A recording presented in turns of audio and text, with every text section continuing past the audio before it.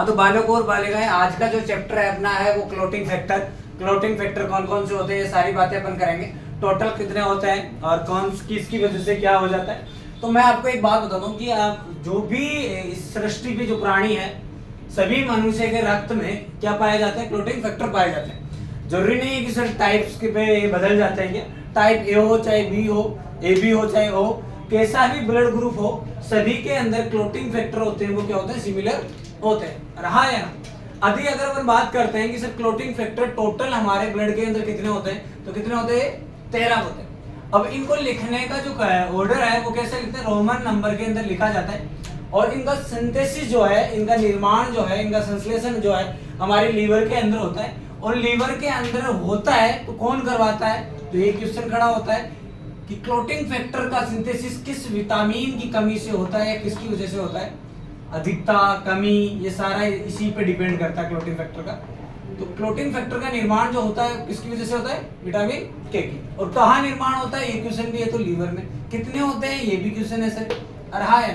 अगला कहते हैं कि हमारे पास ये 13 जो क्लोटिंग फैक्टर है, इनकी कमी से या एब्सेंट की वजह से क्या हो जाता है, तो फैक्टर नंबर AHG मतलब 8वां जो है, उसकी वजह से क्या होता है, एंटी हीमोफिलिक ग्लोबिन। इसकी अगर कमी या एब्सेंट की वजह से देखा जाता है, इसको अपन एब्सेंट भी कह सकते हैं। एब्सेंट से कौन सा डिजीज होती है ब्लड की, हीमोफीलिया ए। अगला है PTC, और ये कौन सा है, नोवा। और नोवे की कमी के कारण कौन सा होता है, हीमोफीलिया।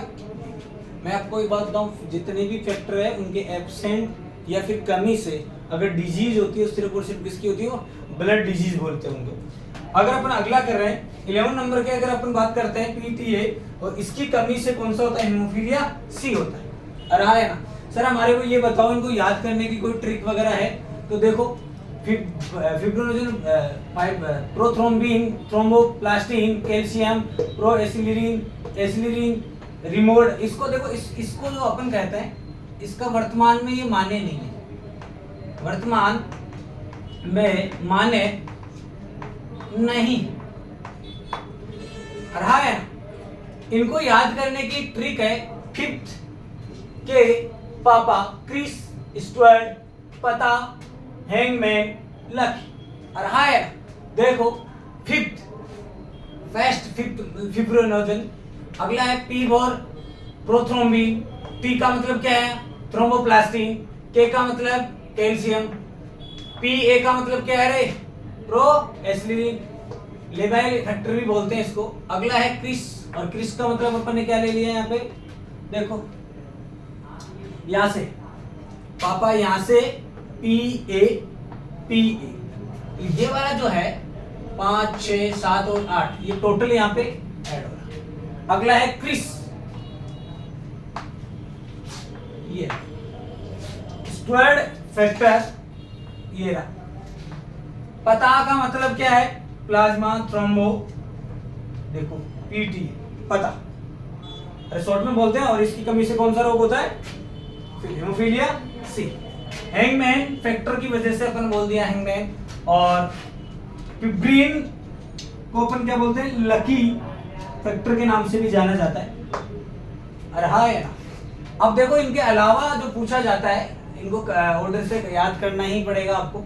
कैसे करते हैं मैंने बता दिया, शॉर्ट में कैसे करोगे। ऊपर फिब्रिनोजन और नीचे क्या है, फिब्रिन। इन दोनों के बारे में थोड़ा सा पूछता है, तो मैं आपको बता देता हूँ क्या है। फिब्रिनोजन क्या होता है, सोल्यूबल प्रोटीन होता है। ये हमारे ब्लड के अंदर क्या हो जाती है, सोल्यूबल हो जाती है। और ये मोनोमर यूनिट माना जाता है। अब क्वेश्चन ये खड़ा होता है कि सर ये मोनोमर यूनिट किसका होता है, तो फिब्रिन का होता है ना। फिब्रिन क्या होता है, इनसोल्यूबल है। फिब्रिन क्या है, इनसोल्यूबल है। अगर मैं मोनोमर यूनिट लेता हूं और उसका पॉलीमराइजेशन करता हूं, तो हमारे को क्या मिलता है, फिब्रिन मिलता है। रहा है ना। तो ये भी पूछता है कि फिब्रिन का मोनोमर कौन है, तो मोनोमर यूनिट कौन है, फाइब्रिनोजन है।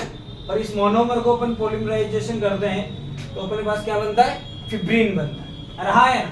कोई भी डाउट है तो बता। क्वेश्चन तो 2-3 तो आपको यही याद रखना है, हीमोफीलिया के कहां से प्राप्त होता है, टोटल कितने हैं, सिंथेसिस कहां होता है, ये क्वेश्चन सबसे फेमस है। और हाँ है ना, कौन करवाता है ये भी पूछता है। ऑब्जेक्टिव एमसीक्यू आता है तो ये तो आप लिखवाएगा तो है नहीं, फिर भी आपको आइडिया होना चाहिए कौन सा कितने पे आता है। हाँ है ना, कौन सा एब्सेंट है वर्तमान में, इसका कोई मान्यता अभी नहीं है, ना किसी ने इसके बारे में बताया। और हाँ है ना, बाकी सारी बातें आपको सेम टू सेम छापनी है, तो इसको छाप लो। और हाँ है ना, छाप लो।